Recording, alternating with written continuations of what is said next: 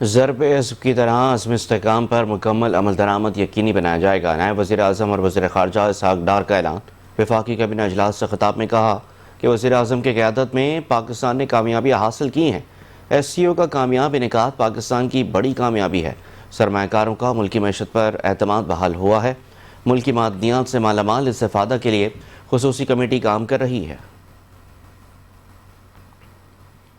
We all understand कि क्या चीज़ की ज़रूरत है. The cartels world over have to be taken head on.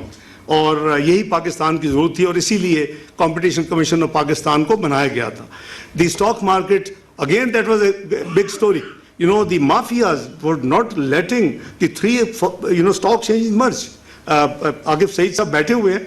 They had the territorial problem. The Islamabad Stock Exchange, the Lahore Stock Exchange, the Karachi Stock Exchange.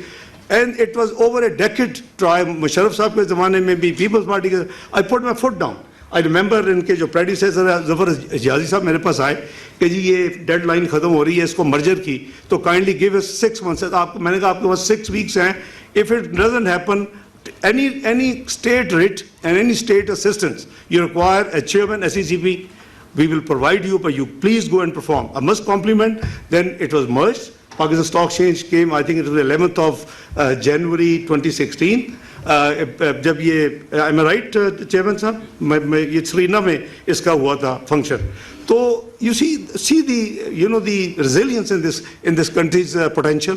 तो बहुत लोग घबराते हैं.